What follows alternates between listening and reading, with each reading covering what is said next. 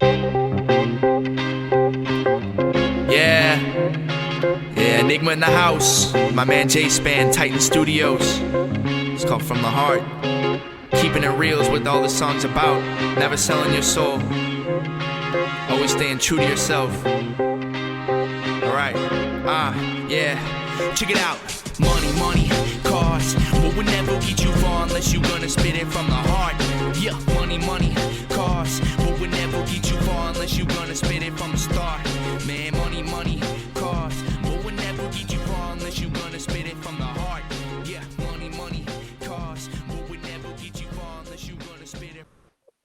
And welcome back to your favorite weekly sports show. That's right, ladies and gentlemen. It is ITC Sportsball, and I am your man, Jerome Span. And, of course, I'm here with that regular Sportsball crew. But don't y'all forget, it's the prettiest face on ITC right here, baby. But, yes, we've got the regular Sportsball crew in the building. We've got that hot take spitter, the man who rips like Dylon spits. When he hits the microphone, he is the modern-day Ali all day. When he steps into your home, all your ladies is gone. He is that man. Listen, I braved the wild last night to be here for y'all. I'm ready to give y'all the heat. Let's go. And of course, we've got ITC's resident troll. He is that dude that sees a fire going and he says, I got that gasoline and gunpowder. What's happening? If you let him into your brain, it's going to drive you insane. He is that man. Damn. I wish I could light that same fire up for the Warriors. That's how I feel right now. I should have that same fire for the Warriors. This is nonsense. Oh, I tried to tell you. But since Daryl brought it up, we might as well start right there, ladies and gentlemen. Don't forget to like, subscribe, share, hit that notification bell to get notified every time we drop some new content. But yes, Daryl, you brought it up here. Might as well start right with the Warriors. Daryl, the Warriors and Kings are going to Game 7. I know before this series started, you were very confident in the Warriors getting back to their championship form, but it's really looking like the Kings are the better team in this situation. How are you feeling about what happened, including last night's Game 6, where the Kings ended up winning 118-99? Curry's missing shots. Everybody missing shots. People having bad defense. They just look like a bunch of old men out there trying to freaking shoot. Injured, hurt. We got karate kicks from Green, not called fouls. Yeah, I seen that nonsense. I'm gonna call it out. I'm giving them criticism at this point. Like this is horrible. And now you have to go in their home, and you're not gonna win. I feel like it's gonna happen. That's how it's gonna be. It's just gonna be like, oh, okay. What's worse, losing to the Kings or losing to the Lakers? Which one is it? The Kings for sure. Definitely the Kings. Because right now, even if they do win, they magically pull off that victory. All guys see Davis just doing this all day. So like, just don't even. Daryl, you sound very disappointed with what's happening with the Warriors here. I just want to say before we hand the mic to Mace here, told you so, nigga. Mace, how you feeling about this series? In particular, man, I think it's one of those handing over of the guard moments. Kings are young, Warriors aren't. I mean, that's really what it comes down to. At some point in time, age catches up to you, and Draymond can't keep super kicking people. He can't super kick his way. Listen, he can't super kick his way to victory anymore. You know what I'm saying? He can't HBK it out of the victory. No, he can't. He can't sweet chin music that thing to victory. He can't. He'd probably be out there instead of putting up shots, instead of putting up shots in pregame, he'd probably be warming up that leg in the corner over there looking into the Raptors, getting it ready. Fellas, I told y'all before this series started, okay, I warned both of y'all. I told y'all the Warriors was done. Look, y'all know I love Steph. Loved him since he was at Davidson, right? I like Clay. I just like Clay's whole get down, how he just don't give a F about nothing, right? Like, I get down with that. But, dog, we are multiple surgeries and a lot of years into this. And this is part of what happens when you are a championship level team and the amount of basketball that you end up playing, right? We all loved The Last Dance when we was all locked down in the pandemic, right? What were they talking about? Bro, we were super dog tired by the end of that run. And I think it's finally caught up to the Warriors at this point. Look, Steph, I think he gave us the last little bit juice that he had as far as like put the team on my back, Steph. That was last year. He was like, I'm willing this team to a championship. But he can't do it by himself anymore. Clay and Draymond have both fallen off enough to where it hurts the team. More importantly, not on the offensive side, but on the defensive side of the ball. Their defense is atrocious. They now have, essentially, they're running out there. For them to have their best offensive lineup, they have 4 guys out there that basically stink at defense. Because that means you got Poole, Curry, Thompson, Draymond, and whoever you want to throw out there body at center, right? 4 out of 5 of them dudes can't play defense. Looney's a solid rim protector, but he doesn't. For that offense to flow, normally he can't be on the court. I don't even want to talk about Poole. Poole can't even freaking hustle for a ball. He over here tapping it. And you saw Street Clothes hustle last night. Well, my heart dropped when I saw my man hustle for that loose ball, bro. They was up 30, and my man was hustling for it. I was like, oh my God, please don't. I'm going to say this. They was up 30, and that showed me something that Anthony Davis, he's now Anthony Davis again. He ain't Street Clothes. He done turned it up now. So I would call that man his name. He is Anthony Davis to me right now because, hey, when you up 30 and you still out there giving it everything, that means you sending a message to everybody to say, hey, look, I heard what y'all done said about our one championship. We trying to go get another one right now, and we realize the door is wide open at this point. So we going to make it happen.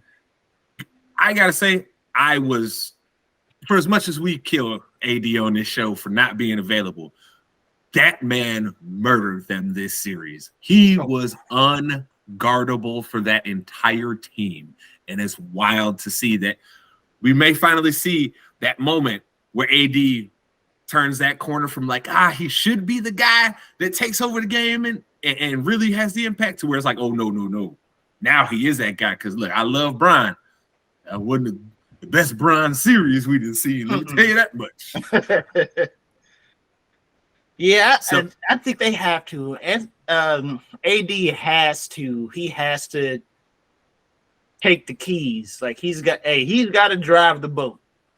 And like I said, being up 30, hustling for loose balls, that lets me know that you done kicked everybody else out the captain chair and you ready to drive the boat. Yeah, so like all that being said, let's talk about the Grizzlies, okay? The Grizzlies had a great season. They won a lot of games in the regular season. I know they had the controversy with John Morant. We've had all the nonsense going on with Dylan Brooks. Mason, Daryl, I got to ask you both. Going into this offseason, what is it that you guys feel that Memphis needs to do to get over the hump? First thing I would say is that they need some big man help. Because for as good as defensively Jaren Jackson is, he doesn't play big. He's a good shot. He's a good help defender at the rim, but besides that, he doesn't play big. He doesn't play big, and he doesn't shoot very well. So to rely on him as your primary post defender is really what killed them to most, if you ask me, because AD pretty much outside of one game where he just shot terrible for a game, And I mean, the Lakers still end up winning that game, I believe. I think he ended up having it was one of those ones where he was 3 for 13 or something like that. He shot terrible, but they still won.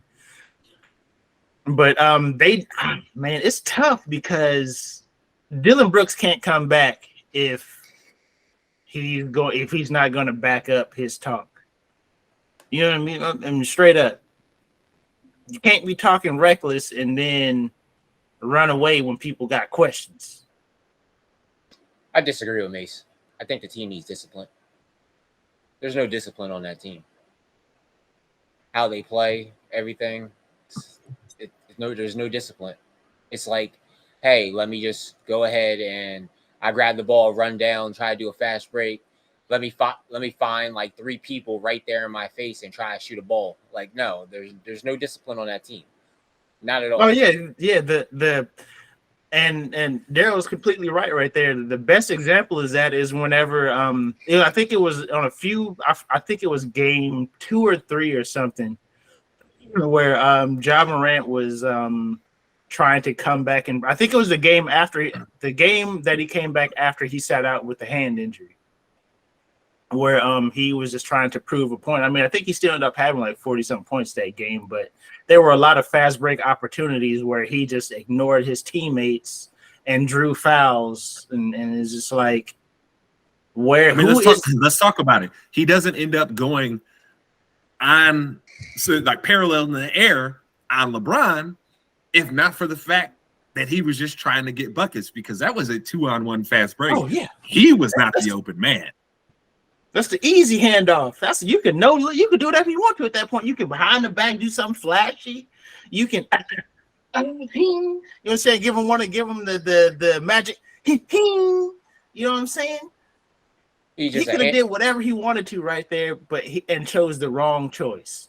I mean, there's nobody on that team to corral the young guys in and get them going.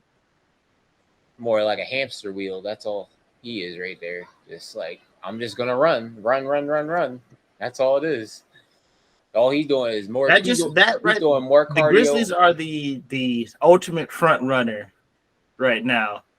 They can play good. They can play good when they're ahead. You know what I'm saying? They're when things are going good, they look like a good team, but they have no way to turn the corner if things aren't going good. When things start going a little downhill, it just snowballs and starts going faster.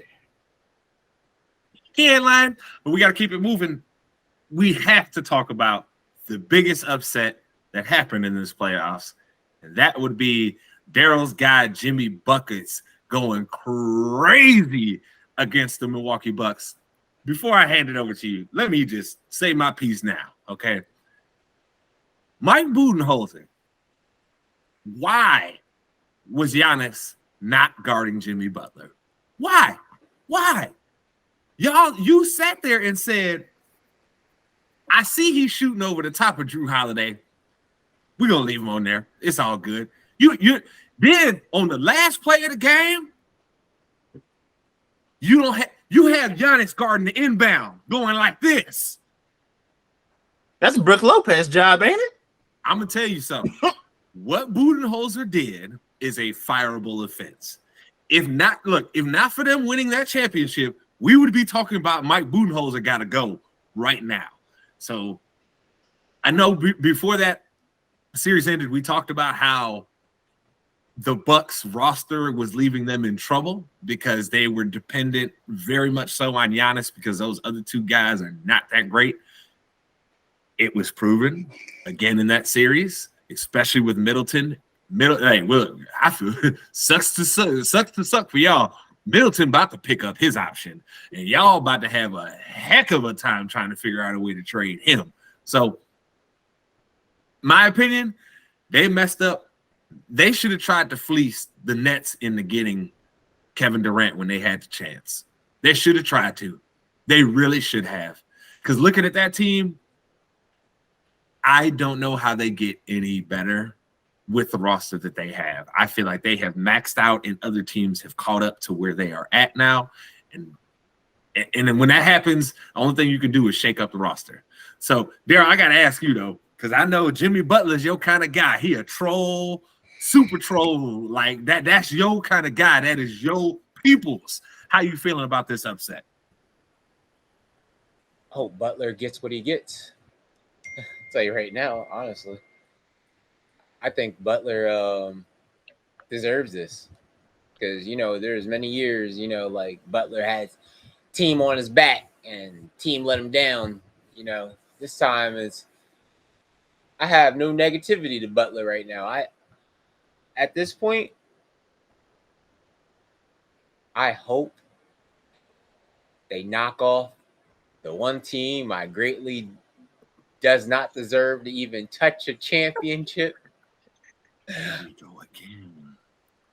Because everybody just keeps on thinking that they're going. You can get into the second round. That's cool. But I like nagging injuries, and I like injuries happening always, every single year. So, my negativity. It's not trolling. It's just the truth. No, man, you're a hater. Yo, bro, you're just a hater on everything you feel. Here, see, Mace, here we go again. This sounds just like what he was talking about with the Eagles, bro. Here you go again. Look, you gonna stop hating on my man Embiid. All right, my man Embiid be out there balling, dog. Balling for an injury. He can ball for an injury. That's what he can do. Stop. You're the worst. You, sir, Things are the ain't absolute worst. I'm telling you, he ain't getting a chip until he gets off that team. That's all I'm saying right now. He ain't getting a chip until he gets off that team. You gonna stop being a hater, bro. Joel said, "Hey, fellas, get in my backpack. I got you. I think got a hole in it right quick. That backpack got a hole. All the goods is slipping out." Haters. But listen though, man, Jimmy is like that. Let's be real here. I mean, look at them last three, them game 3, 4, and 5 numbers from Jimmy. Jimmy like that, man. I mean, he smelled blood in the water and he ate. That's basically what Jimmy is like that. Hey. $5. You've just been fined. Who's been fined? Hey, who? Wasn't you? Oh, okay. There was somebody over there with the somebody forgot to silence their phone. Not expecting people to call me. I'm sorry. Hey, $5. Jimmy, but real talk though, Jimmy is like that, dog, and I think this series is going to be very interesting. It's confirmed, yeah. So yeah, Heat and Knicks, yeah, bro.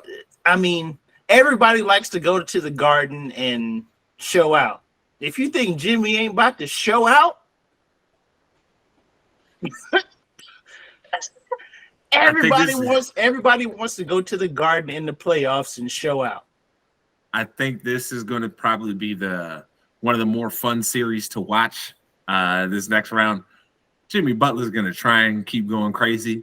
But who I actually want to talk about in this series is, did Jalen Brunson just tell all of us in round 1 that, hey, I'm that dude here? Y'all was talking about Julius Randle, but I'm that dude here. I'm going to put this team on my back. So can I address the elephant in the room and say Luka held that man back? I ain't going to say Luka held him back, but Luka screwed himself out of having a great teammate because he always want to sit there. Shoot.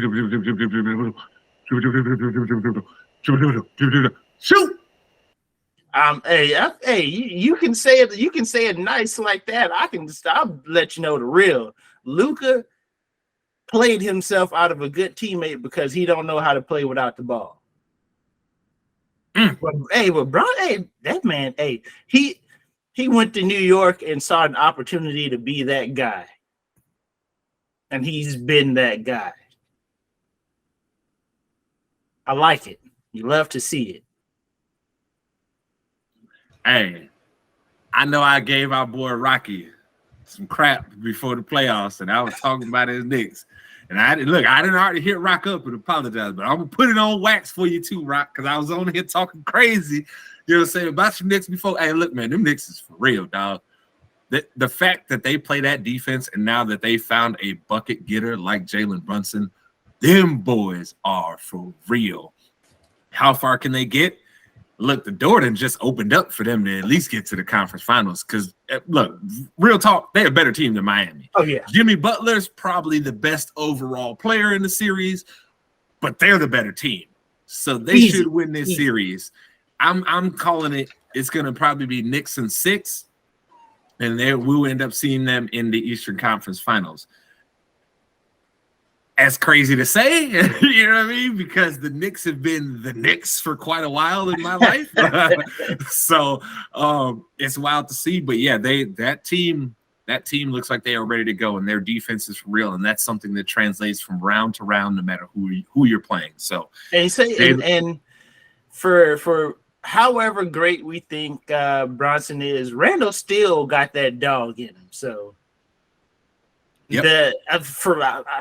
I can already see it happening right now. Randall gonna get matched up on Jimmy Butler at some point in this series, and it's gonna be some fireworks because you ain't neither one of them backing down from the other. So I'm ready for it completely, 100%. Sign me up. But now we get into a lot of the crazy fun that's actually started to happen this weekend already. We have to start with the WWE Draft. See, I thought I was going to say NFL Draft, but no, y'all got to wait, okay? You got to wait. Daryl, we saw the draft start going down last night. What are your overall thoughts and opinions? And for those that didn't get to see it, the first-round picks, we'll just call it, right? Because somehow teams got multiple picks in the first round, or shows did. It was kind of weird how they did it, but whatever. First overall pick was, of course, the reigning, defending, undisputed world heavyweight champion Roman Reigns and the Bloodline, right? Well, technically, Solo Sikoa and Paul Heyman. We're going to see about the Usos. We're going to see how he feels. Then Raw got Cody Rhodes. SmackDown gets Raw Women's Champion Bianca Belair. And then Raw got Becky Lynch. So, Daryl, how you feeling about the overall results of the draft last night? Trash. Absolutely trash. That's what this is. Draft is trash. I don't know what kind of draft. We just drafting stables, and it's supposed to be individual people. But we can't even do that no more. We over here doing stupid drafts. Oh, this is going to shake up the whole universe. No, this ain't shaking up nothing. This is just BS. We've seen Gunther on Raw like multiple times. We've seen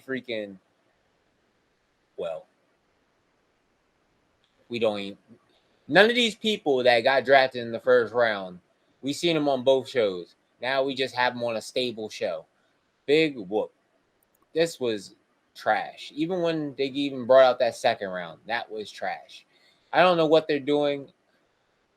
I tell you this, there's only like a couple names I want to see actually change. But at the end of the day, right now, it's just going back to 2 years ago what SmackDown was. That's what this is. Let's go back 2 years ago and have the roster. That's what it is. Because this is trash. It's not good. It's horrible. This is good for a casual, not for a long-time person. This, you know what? We should just start. If this is a shake-up draft, we might as well switch up the commentators again too. Then they just do that. Oh, you want to draft commentary teams too? That's how you feeling? Hey, they did it before. What was the point? They did it like how long ago? What was the whole shake-up to that? So before the interesting thing to me is that they brought not only the NXT Women's Champion, also the NXT Women's Tag Team Champion, and put them on different shows. You know why? Because NXT is stale. The women's division, stale. The tag team division, stale. Like, there's no life in NXT right now because you kind of bumped up everybody. Like, Solo was good. LA Knight was good. You know, they had the crowds. Before you go any further, Wait. go ahead and say it. Go ahead and say who's it. good? I'm sorry. Who did you say? I didn't recognize. Who is that? LA Knight. Yeah.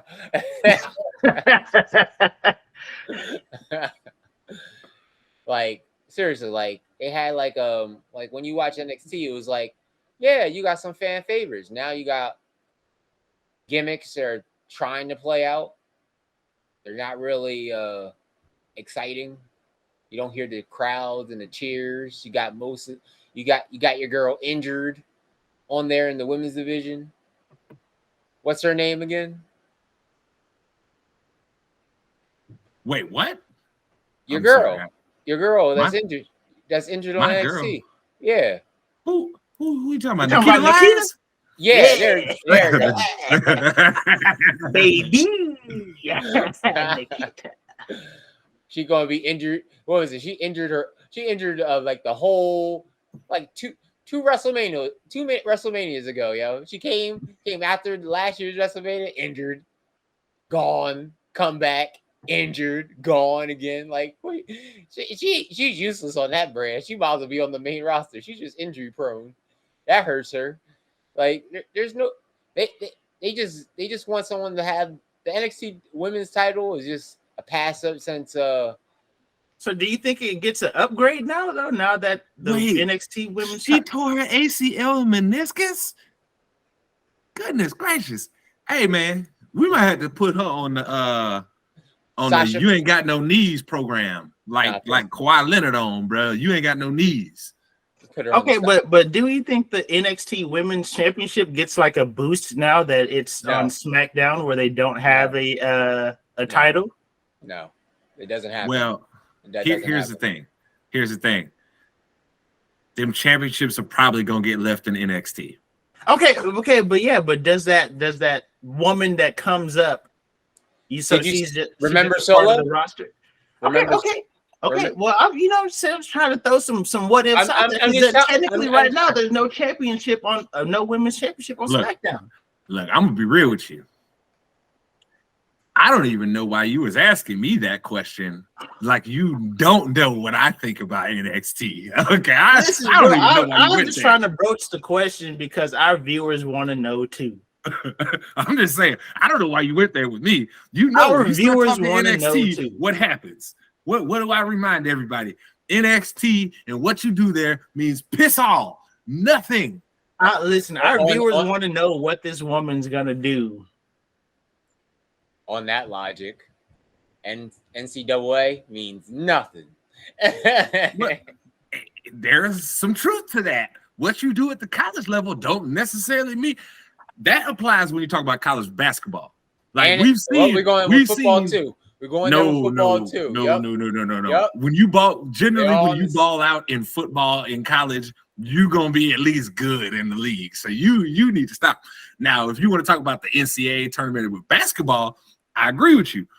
We've seen dudes like Mateen Cleaves, Juan Dixons, you know what I'm saying?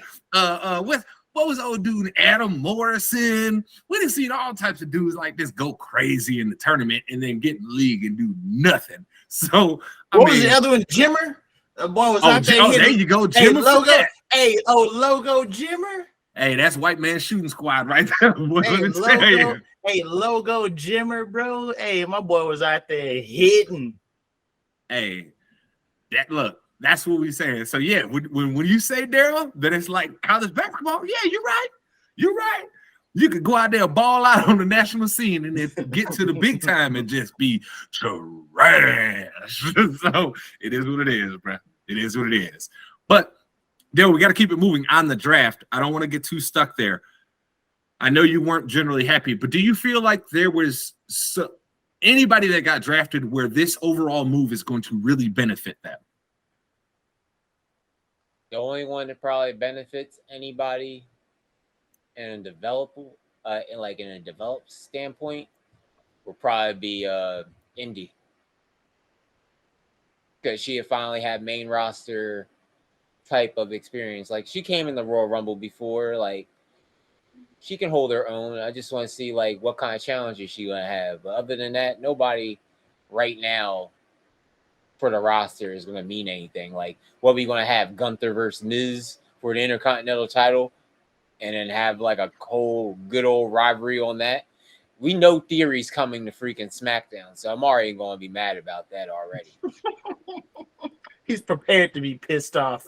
Like, I'm already like easy pissed, and like we might as well send Braun Strowman and freaking Ricochet over to freaking Raw too while we at it. Like, seriously, like, you could predict these drafts at this point now. You can really predict it. Like, what we're gonna have? Asuka on SmackDown. What are we gonna do? We're gonna trade Trish Stratus from Raw to SmackDown. Like, come on now. Like, what are we gonna do? Like, this roster doesn't even make sense. We have a bunch of guest part-timers in a draft. Like, come on. Edge is going to retire this year. Why are we even drafting the SmackDown for? What rivalry he's going to do? He's a part-timer at this point. Who is he going to really rival with? Karrion Kross? Didn't they do that already? No, I don't even feel like they did. I feel like that's going to happen, though. Shinsuke? I'm already over it. I'm already over these rivalries. There's no pleasing him. There's no pleasing him. You know okay, what? so Daryl, what is something that they could have done in the draft that you feel would have actually made the product better for you? Because I know you're saying a lot of these things that are displeasing to you, right? What's something that they could have done? Or give me something that you've seen that, hey, even with the draft that went the way that it did, that you're like, okay, this could work. Well, let's go. Like, let's clear the air. SmackDown's the number one brand right now. Raw sucks. Raw is their ratings. Not Raw. SmackDown is their ratings. So you have to have Roman Reigns on the rating brand. So you got the Bloodline. Everybody likes the Bloodline. So you're going to have that. So if you want to have like a change of opponents, you want all that, you want Reigns to actually do something. I see where they're going with Bobby Lashley. Is he going to be in the main event spot? Maybe, maybe not. But at the same time, I'm tired of him trying to get a U.S. title. Let him go for the actual big championship. Like, come on now. Who else on Raw that needs to, like, some sparking? I know they want – this is the thing. I would like Seth to go to SmackDown, but they're going to keep him on Raw. Like, low-key, I think Seth would be a game changer to SmackDown more than him staying on Raw. They need to revisit the Reigns and Seth Rollins thing again, because if the plans that they've been on dirt sheets talking about, maybe he's going to win this dumb title, that participation trophy title, because at the end of the day, almost like, either giving it to Cody or you're giving it to Seth. I see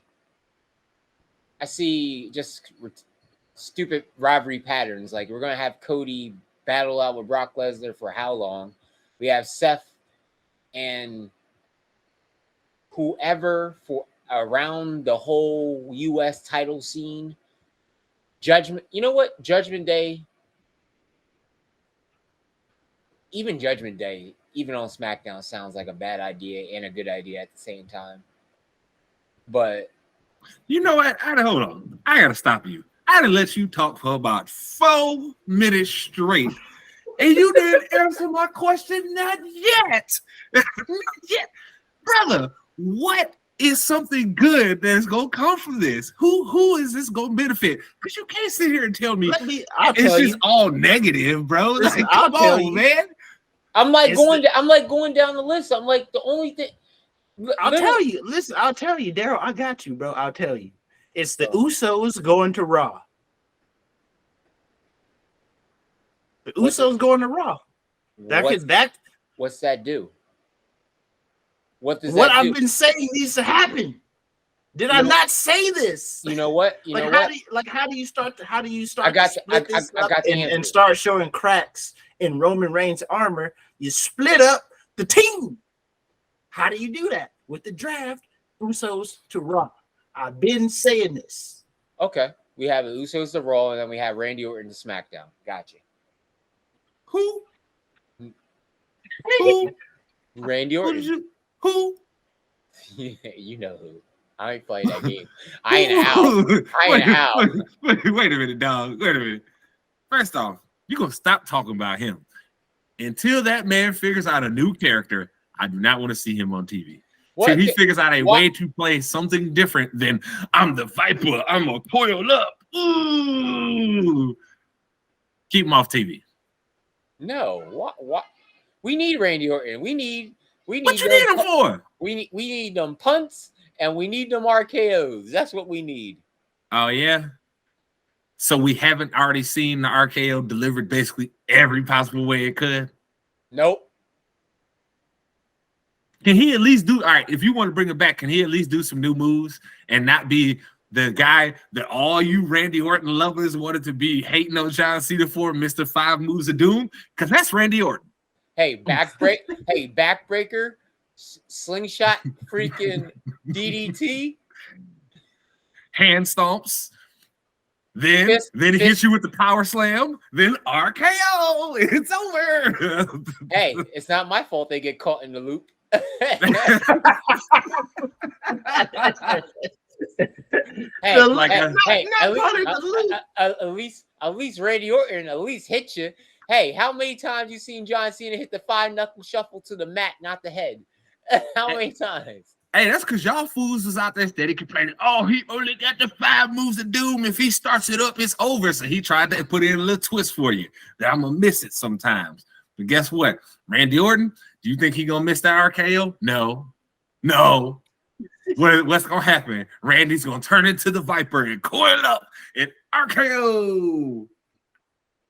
You know what? Maximum models can go straight to Raw. Stay there. Don't need you in SmackDown no more. You did enough. Keep them on Raw. Keep Otis. Keep Shoosh. Keep Mr. keep all that on Raw. Like, we don't need those bad gimmicks. Wait. Do it one more time. Do it one more time for me. No, it's against my yeah. Do it one more time for me, please. That was so great. It was on point. Shoosh. I can't understand that. Like, I can't believe how long he been keeping that. Like that gimmick. At this point, he's jobbing right now because there ain't no way. keep Mr. Shoes over there, man. Like, geez, man. There's so many bad gimmicks on Raw that they just want to put him on SmackDown to give him some type of shine. You know what? Take half of the women's division. You know what? Make Ronda be on freaking Raw. For what? Ronda on Raw. I vote to it. Ronda the Raw. Why she got to go to Raw, bro? Take her and Shayna Baszler. Useless on SmackDown. My man is Dio right now. He's like, useless and she still says. My man is straight Dio. Nah, but like, can I ask you, like, if we had to go for on Raw, right? And you had to pick out the women's division to go on Raw from SmackDown, who do you believe that they're going to do? Honestly. It would probably be Charlotte. And the reason why I say that is because this is another very cheap, easy way for them to somehow find a way to put another title reign on Charlotte, but also not be squashing the ladies that they want to build up more, like Bianca and Rhea, right? It allows those two to potentially now say, we can have a long-standing rivalry. We can build things up there. I don't, you know how I feel about the whole Charlotte Flair situation. You know, I think it's very overdone. I think she needs to compete in rivalries that don't have to deal with the championship for probably like a solid year before we get back to her being in the title picture, because otherwise at the end of the day, the fans are always just going to say everything that Charlotte does is just all about one more title run so we can get her over Rick's number. So it's just really played out to me at this point. I disagree with you, though, Daryl. I do think there was some good that came out of this. Good for groups like the OC. It's going to be good for them. They can actually get some TV time now and actually be in some rivalries that mean something. They couldn't have TV time because AJ was injured. Yeah, but there's still three other people in the OC, dog. And Carl was freaking defending his titles and his other titles. That still leaves two other people in the OC, bro. I said Carl and AJ. That means it leaves one more. Hey, look, there was plenty of healthy bodies. There was enough healthy bodies to wrestle for the OC. Okay, they just knew that they didn't have nothing for them boys. I also think it's going to be good for Matt Riddle to be on Raw long term because you asked a very pertinent question. What are they going to do with Gunther now? Well, here's your next guy that he's fighting right away. It's going to be Matt Riddle. I think that services both wrestlers. It allows Matt Riddle to get back into the title picture without directly giving him another championship run of some type, right? And it also allows you to build up Gunther more because those two, that should be some very highly entertaining matches when we see them, right? So we should see a lot of that. And I also, if you want me to be real here, think it benefits Roman because like May said, they needed to start up the process of getting the Usos away from Roman Reigns and making Roman start to have some cracks in the armor. The only way we're going to do that and that the fans would accept it logically in their mind was if you split them up in this draft, right? Otherwise, it would all feel very, very forced. So we will see what happens with all that moving forward. I am curious to see where some of these rivalries end up going. But I will say this, good for you, Bobby Lashley, too, because you finally get to get away from all this nonsense that they've been doing with Austin Theory. Thank God. I am so sick of them trying to use you to build up Austin Theory. Okay. Man, look, wait, Seth and Bobby Lashley for Austin Theory. It made more sense with Seth. It doesn't make sense with Bobby Lashley. Daryl, the reason why I say this, the visual, you don't look at Austin Theory like he's gonna be Bobby Lashley. You know what I'm saying? Like the visual just doesn't work. And it's because he does not have the resume yet that says that he should be beating Bobby Lashley. Bobby Lashley is a multiple-time world heavyweight champion. There is no reason he should be losing to an Austin Theory in a rivalry like that. Like it just doesn't make sense. So I think that's great. And you open up some fresh bodies to finally be in rivalries with Theory because Theory needs to work with some fresh bodies and stop working with some of the top guys. He needs to work with some of the guys that are like Damian Priest level. So it does service for both wrestlers. You know what I'm saying? Because then instead of it just like, okay, you're trying to take Austin Theory and bring him up here. Now it's like, okay, we're taking both of you and bringing you both up here. So we'll see what ends up happening there in the long run. Again, I have my reservations because I don't know if Daryl, I'm sure you've read it too. It already seems like Vince has been interjecting in some things that he shouldn't, and he should just get the hell out the way. But hey, this is Vinnie Mac, baby. I run this show. Hey, he got two good hamstrings. He can do what he wants to right now. Yo, leave Shane alone, bro. Leave him alone. When in doubt, draft Shane to SmackDown. When in doubt, Shane O'Mac. Shane, retire, my boy. I understand you don't want to go out with that. Retire. Because you could go out in a better circumstance, but it can also get a lot worse, my boy. So please, just hang them up. Hang them up. Shane O'Mac. Look, hey, you don't want to be like your dad sliding into the ring in a couple years and blowing out both of your quads. You blew out one leg. That means the next one you're probably blowing them both out at the same time. So just retire, my boy. Please. Please. Shane We O'Mac. love you, Shane. You already a Hall of Famer. We love you. Please retire. Daryl's face is great.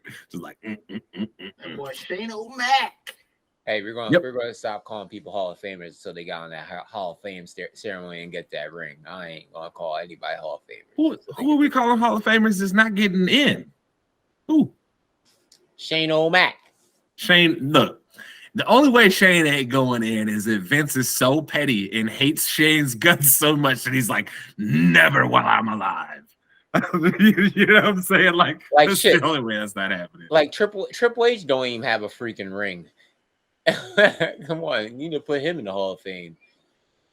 That's because Triple H, I think, is doing the old maybe I got one more left in me. Nope. You know what I'm saying? No, he doesn't. Not with that heart. Nope. Facts.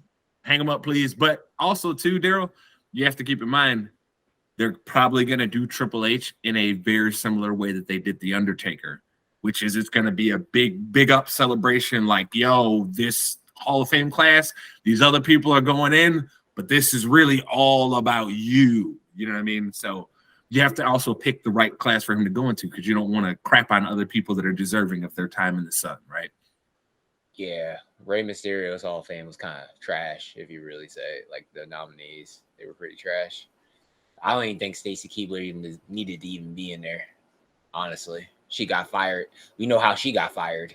I ain't gonna hate on her just because that is a fan that got to become a part of the has a lasting impact that her name is still remembered in the business to this day.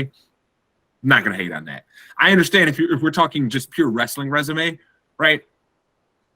She probably doesn't got it. But if we're talking impact, she's got impact there for sure. Hey, we put the Bellas in the Hall of Fame, so hey, well, you're gonna stop hating on my girls, dog. I don't understand your thing with the Bellas. They are Hall of Famers. I think what you are discounting, Daryl, the biggest thing that you are discounting in this is while you viewed them in your way that you had them, there was little girls that grew up with them that became lovers of this sport because of the Bellas. And on top of that, you gonna stop it. They did. Hey, don't act like you didn't love when they pulled twin magic on people, Daryl. Don't act like you didn't love it. You know you did. Oh, I liked it when the Usos did the same thing too, huh? Hey, twin magic, baby, let's go. It's one of my favorite gimmicks in wrestling. What are you talking about? Okay. It's why I can't wait for them college basketball chicks to get up there because they're gonna be able to do twin magic again. This will be awesome. I got one question to ask you. What brand Big E's going on? I don't know. I got to know the Big E can actually wrestle again first. Then we can talk about that. Because the downfall of the New Day is injuries. Hey, that it be like that sometimes. Be like that. No more suicide dives. You stop. But we got to keep it moving here because, of course, this weekend, too, not only was there one big draft in the WWE, but then there was also the NFL draft, which started on Thursday. We do apologize again for not being able to do that live stream for you. We had some technical issues. Promise we'll make sure it happens again next year because me and Mace love doing night one of the draft. It's always a fun experience. So that being said, Mace, we'll start with night one here. We called that the Will Levis hype was going to happen, and we thought somebody was going to fall for the trap, but they didn't. He fell to the second round. A lot of guys went before him that weren't projected to, which, hey, again, shows that the Will Levis stuff was really just hype, like me and Mace told y'all, right? All that being said, what are your overall thoughts on night one? Who do you feel like came out of night one as the biggest winner, and who came out as the biggest loser of the night? Howie Roseman is him. Man, I hate to say it, but dog. Don't say that around Daryl. That man is cooking. My man is whipping that thing up. I hate to see it. Don't act. Don't this admiration for a guy doing his job well. Don't act like I have lost any amount of hatred. But Eagles is cooking. I hate to see it. I hate to see it. You sounded like you softened down the Eagles a little bit. Nah, bro. I ain't soft. I can appreciate somebody doing their job well, but I still hate to see it. Oh, you can?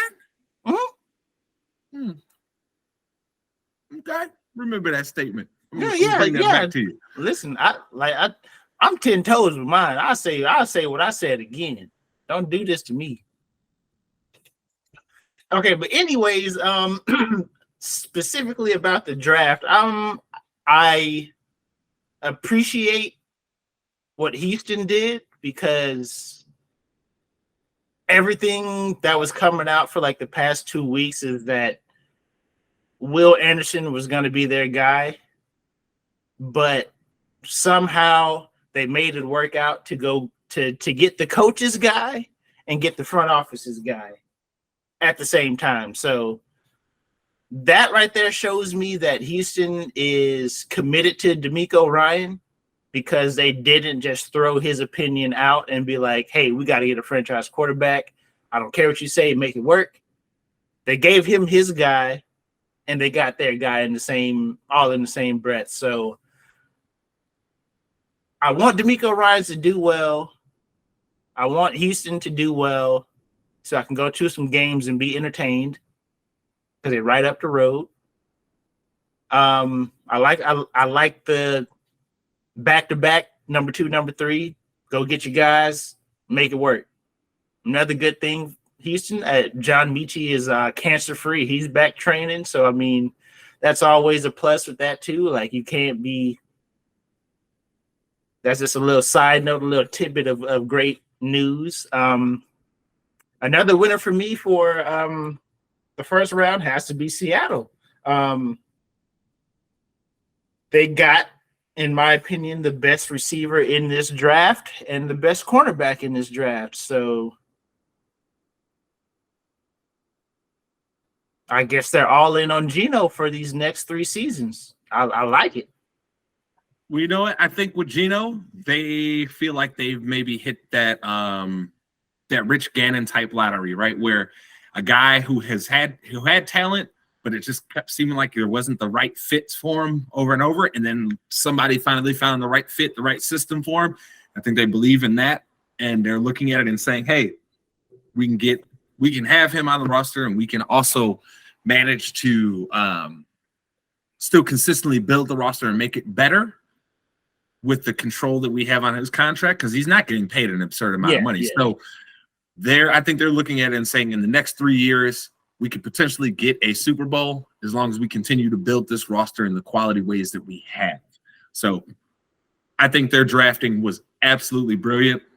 The only thing that surprised me with their draft was I thought for sure they were going to try and trade up in front of Indianapolis to get Anthony Richardson. I thought for sure like that's going to be their guy. They can sit him for a couple of years. That's going to be their guy, right? But you know, I shouldn't be surprised by Pete Carroll saying, hey, give me the guy I think is the best DB in the draft when I already got another dude over here who's a lockdown corner. Now we got 2 of them.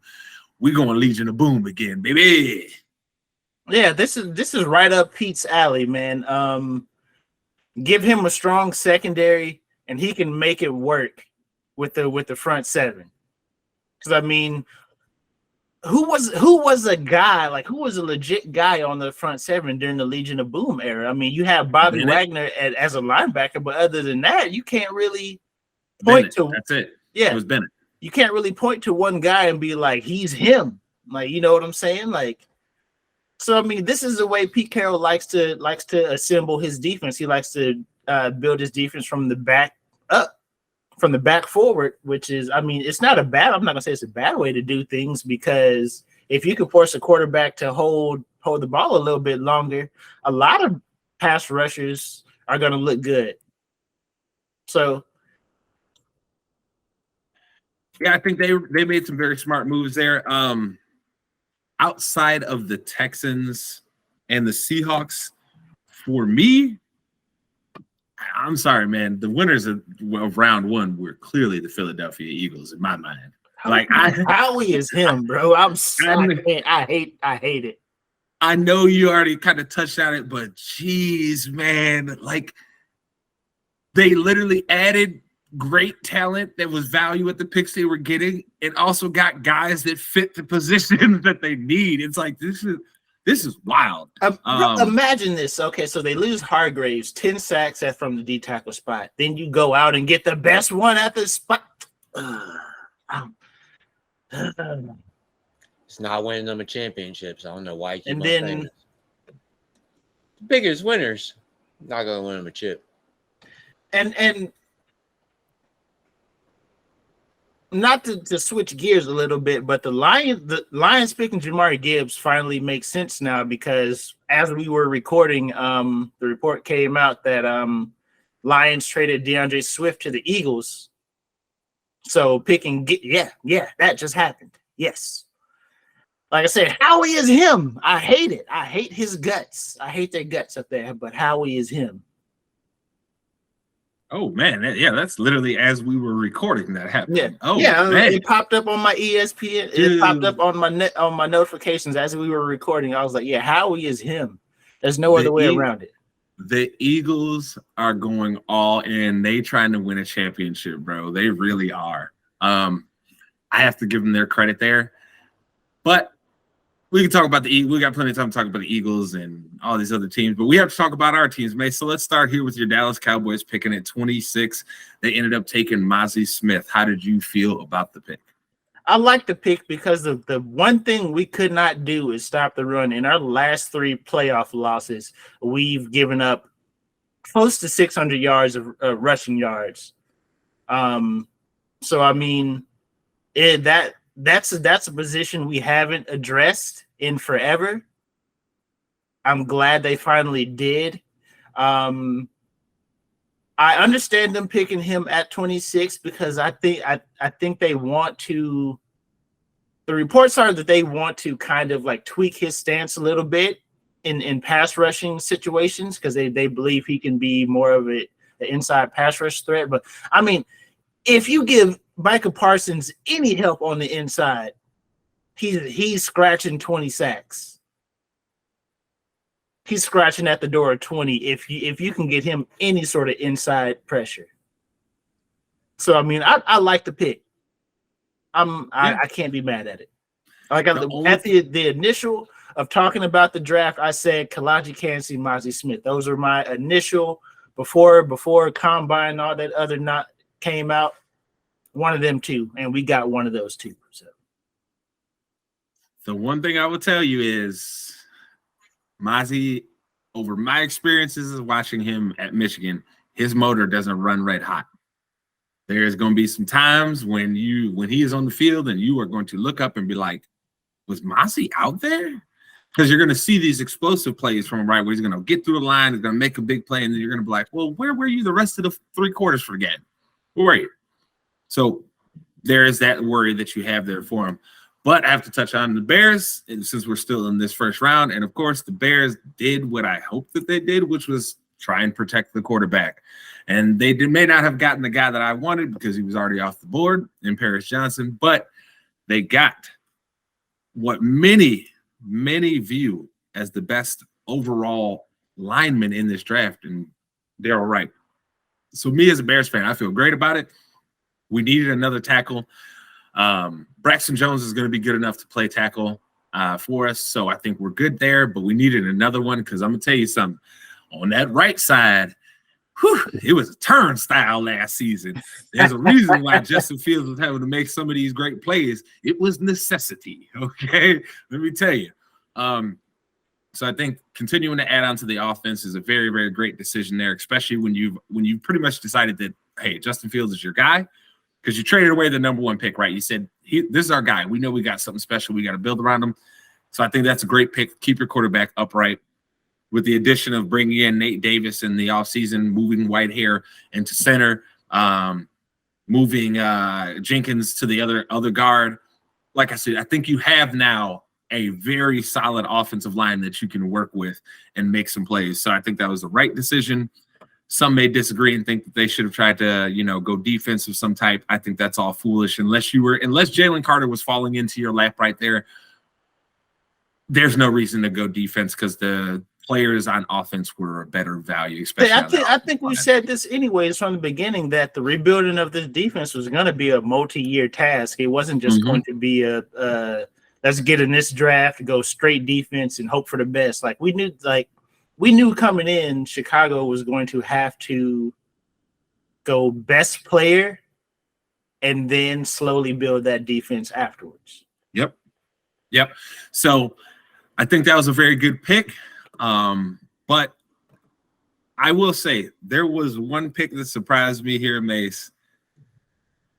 And I got to go with our man Campbell's, dog. I do not understand drafting Gibbs that early. You could have gotten him with your second round pick. Why are you drafting him this early? It makes no sense to me. He's not Bijan. No, he's not Bijan. No. So, why are you taking him there? I don't get it, Mace. I don't get it. Like I said, even with trading DeAndre Swift, you already had David Montgomery on the roster, and you know what you're going to get with him. Yep. So, I mean, it's a nice 1-2 thunder lightning punch, whatever you want to call it. But if at worst they were worried, they could have got him at 18. Yep. If at worst they were worried about it, they could have got him at 18 easy. So, yeah, it's a little head scratcher to me, especially there's a lot of value in this draft that they could have went and got. My issue with it, you traded Okudah this same offseason. You need help at cornerback. Emmanuel Forbes and Christian Gonzalez were still on the board. They were sitting right there for you. It's just confounding to me because their last 3 drafts have actually been good. To then turn around and see them do this when they had multiple first-round picks, it was like, bro, I don't understand it. But who knows? Maybe they see something in Gibbs that we don't know. Maybe they're right. I don't know, but I think their defense is going to suffer. I don't want to discredit Gibbs because he can do something that not too many players in this draft can do. He can run away from just about anybody. We saw him turn the Jets on against every team, and I mean, you can't catch the kid in the open space unless you have that angle. And even then, that angle don't mean you fast enough. But that was DeAndre Swift had that. I don't know what. Yeah, man. Like I said, picking Gibbs that early is a head scratcher. Yep, I don't get it. It's very weird to me.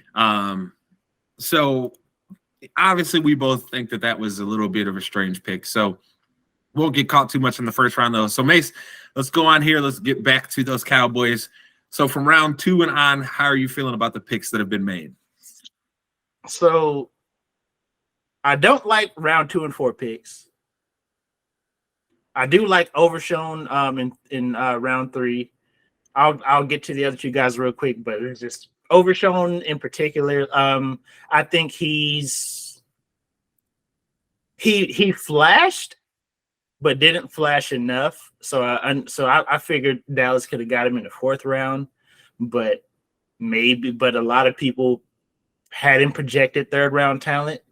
So I get that he's a guy that plays in the backfield a lot. He will from the linebacker spot. He's a very he penetrates as a player. Like he likes to disrupt in the backfield more so than sideline to sideline, I guess you could say. So I mean, he's one of those guys that, as much as Cowboys fans, we don't want to hear this, but Micah does need a break from time to time. So you can get a guy in there who stylistically plays the same. You can put him in the same positions. You're definitely not going to get the same production. I'm not going to fool myself there.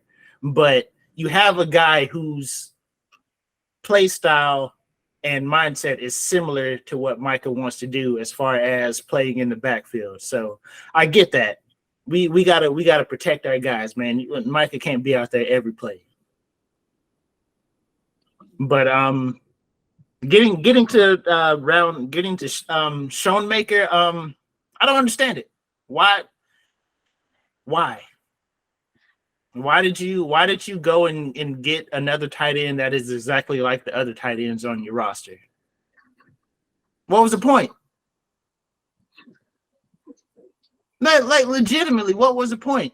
And not only that, you drafted a guy who's older than the two tight ends on your roster already. Because he fits the mold of what they want him to look like, Mace. He looks like a Jason Witten, Mace. Listen. For as much crap as I'm getting, your team been searching for a new one, so you know what this is. So as much crap as we give Jason Witten, for whatever reason he got open. Let's just be real here. We don't know how he got open or why he got open. He got open. So we're not saying that it's a bad thing to want a Jason Witten tight end, but why not go get? I mean, if tight end is there, why not trade up for a younger guy in Mayer, or why not go get Laporta? Why not even wait and get? Because Darnell Washington didn't even go until the third round, I think, to Pittsburgh, late in the third round or early in the fourth. Let me look here. So here's what's weird to me: if you were going to invest your second round pick into a tight end, why did you just trade up, try and get to the front of the round and go get Sam Laporta? Sam Laporta, as a pass catcher, is way more evolved than anybody else as far as the tight ends go in this draft. He may not have the best physicals of everybody else, but as far as straight ability to play the position, catch the ball, get open, run the correct routes, he is the best tight end for that. He was out wide more than any other tight end in the draft. So for me, it doesn't make sense, just because in the sense that, like you said, Shoemaker is just like the tight ends you already have on your roster. So why are you not trying to go get somebody that's an actual difference that can give Dak another target to depend on? Because look, we both don't think Dalton Schultz was anything special, but he was at least dependable for Dak. We knew he was a dependable pass catcher. He wasn't going to be your top end tight end, but he also wasn't ever going to get you so bad of production that you were like, oh my God, why do we got this guy on the roster? I don't know what you're getting out of Shoemaker for a second round pick that early. I don't get it. No, like I said, makes sense to me, if you're taking tight end in the second round, either go get the freak of nature in Darnell Washington, or go get Laporta, because Laporta is by far the best pass catcher, is the best route runner as from a tight end spot. And I mean, Washington was just, I mean, even they don't make many tight ends like that. Nope.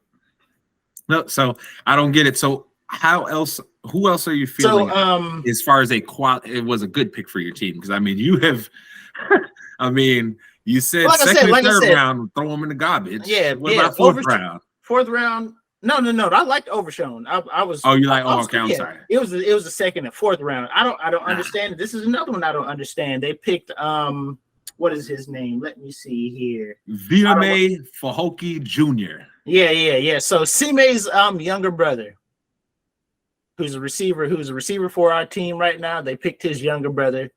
That's cool and all. You want brothers on the team, whatever. But at the same time, I don't see the value in picking him in the fourth round when he's going to be there fifth or sixth round. That's another one of those head scratchers where you go and get a defensive end when that's. I mean, what kind of production are you really expecting out of him? Like that's my whole deal. I get it. You can't have enough pass rushers, and he may actually pop. You never know. Mm-hmm. So that may be the case. So I know you are kind of sort of. Yeah.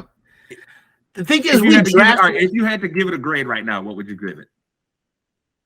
I would say a B, just because they usually I don't know when's the last time I was really outside of Micah. I don't know when's the last time I was really up on a Cowboys draft pick, but yet somehow they have been drafting well these last few years. So I mean, I have to give it a B just because I feel like they may know something that I don't, which is probably true. Let's be real here. They get paid to do this. I want to get paid to do this one day. So looking at you guys' draft history, I remember you were hyped about CD. Oh yeah. You were hyped about Micah, and you really, really liked Diggs his first year. But yeah, everybody else outside of that, I don't remember you being real hyped on looking at their history here. But I mean, I was wrong on Tyler. I'll admit I was wrong on Tyler Smith. I mean, he's a mauler on the offensive line. Let's be real. My man came in and played guard and tackle. Great. Well, I think I'd have to agree with you. I think the Cowboys do earn a solid B there. While I disagree with the Schoonmaker pick, I do also understand it just in the sense that they're trying to replace Dalton Schultz, and they probably feel like that this guy's upside is there. I don't personally see it, but the Cowboys have not historically been too bad about bringing in at least a quality tight end over their history here. So we'll see how that ends up working out. But moving forward here, we got to get to those Bears. And outside of the first round, our second round pick was at 53, and we took Gervon Dexter. Look, man, in this draft, I don't know how many linemen outside of the guys that were like first round talent that I felt were really special. But this is a guy that I feel can be a pick in the right direction because you need guys that can stop the run. He is good in stopping the run. His pass rush needs to most definitely be worked on. Look, in the NFL, to succeed as a good pass rusher, you need 2 moves and a counter. It's kind of like what Shaq be talking about in the post, right? In the NBA, where you need 2 moves and a counter. In the NFL, be a great pass rusher, it's the same thing. You need 2 really good moves and a counter when they try and go after that move. Right now, he's got a very good bull rush. He's usually pretty good with his hand placement, getting leverage and everything like that. So you got to develop something else.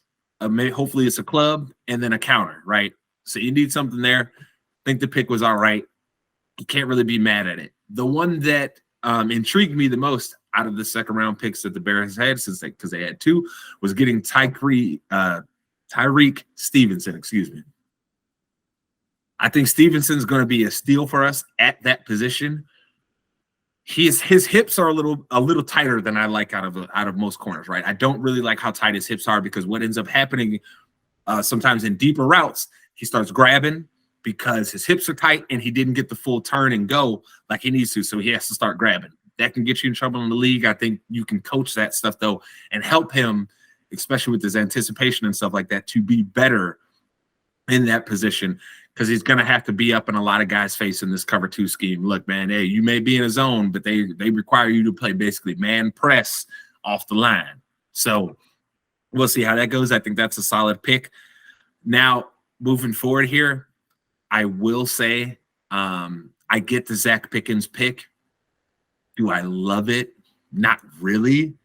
There was other guys on the board at that time that I felt they could have went, and I also felt that going with an edge rusher would have probably been a better move considering you don't really have anybody and you might as well try and go swing for somebody that potentially has some upside there. Don't love the pick. I feel like Pickens will probably be good against the run, but I think he's a 2-down guy, Mace. The best way I could put it, right? I don't think he has the pass rush skills to be a 3-down guy. And then after that, this is the one I got to ask you, Mace. So Rashawn Johnson, or as I like to call him, Rocco, the Bears took him in the 4th round with pick 115. Running back was most definitely a position in need for the Bears. You're the Texas guy on this show. Talk to me about Rashawn here. You're definitely going to get a running back who is an excellent pass catcher. That's for one. Like, he's a converted quarterback, but that really doesn't weigh too much on his running style because, I mean, he falls forward. Texas had a great 1-2 punch with him and Bijan. Obviously, Bijan was Bijan, but I mean, Roshan gave you tough, hard yardage. He was great in the short passing game, the screen game. He did not shy away from pass protection whatsoever. If anything, he enjoyed taking on linebackers.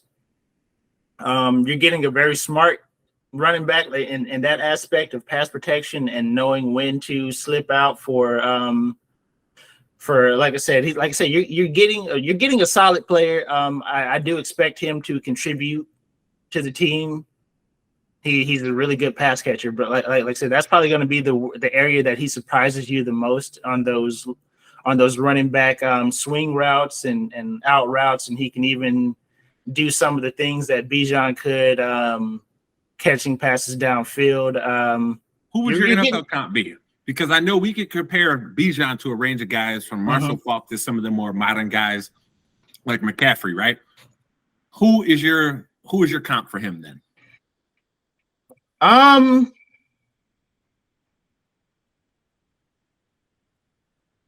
That's kind of tough. His comp for me would probably be, let's see, that's currently in the league. Doesn't even have to be current. It could be over history, but you've watched him. I have not really watched him like that. Who is the comp? I would say something on the lines of you're getting a James Robinson, a faster James Robinson. He's really good at the point of contact. Like I say, you're getting a smart running back who can find the hole. Like I said, he's sneaky good in pass protection and in running routes. I mean, and by no means am I saying he's slow. He can run away from linebackers and safeties. So I mean, you're getting a solid player.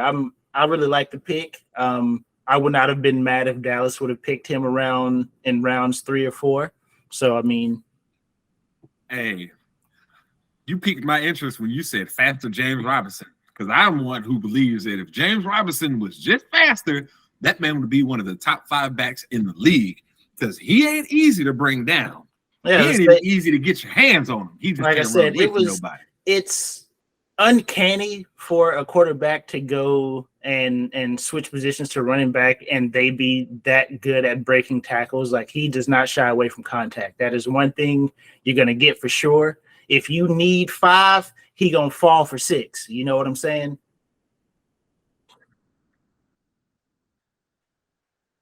Now, the Bears did have one more pick that that they got to before we actually started doing the show here, and that was in the 4th round. They drafted Tyler Scott out of Cincinnati. I watched Tyler Scott's film. I was not impressed, but there was one thing that impressed me. His speed does translate.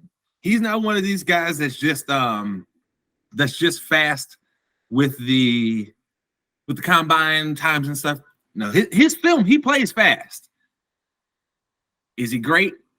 I don't think so. But on this team, I don't think that he's going to be asked to be great. I think he's going to be asked to say, hey, look, man, when we put you out there, you're going to probably be up against their number 4, number 5 coverage guy out there. You got to be able to beat that guy.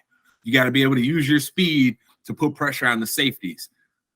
I think the pick works in that way, but we'll see long term, because Mace, when it came to his actual route running, there was a lot. He left a lot to be desired in my eyes. I think a lot of people will say maybe I'm being harsh, but his route running is more Calvin Benjamin than it's Marvin Harrison. Yeah. You know what I'm saying? And all my real football heads, y'all know what I mean by that, right? Like Calvin Benjamin ran the roundest square outs I have ever seen in my life, dog. If it was supposed to be a squared out or like an angled out, that man was rounding it out every time. Okay. We'll see what happens though. There's still more draft going on right now. So we will see what happens with the rest of these picks, and I'm sure we will be right back to give you more draft talk next week because that's what we do, baby. But Mace, tell the people where to find you. You know, Twitter, funky_stuff09, Twitch, twitch.tv/swaggymace. You know what the deal is. Follow your boy. Hit me up. Low Elo, tell the people where to find you. Twitch and YouTube. Low Elo Janitor. At J-Span, the man everywhere. You either see my pretty face or the ITC logo. Make sure you like, subscribe, rate us, review us. If you only rate us 4 stars, I am forever going to call you a hater. You know we're a 5-star show. But we appreciate you sitting through with us. Excuse me, I almost tongue-tied myself there. With another resounding episode of your favorite weekly sports show. And that is ITC Sportsball. Yeah.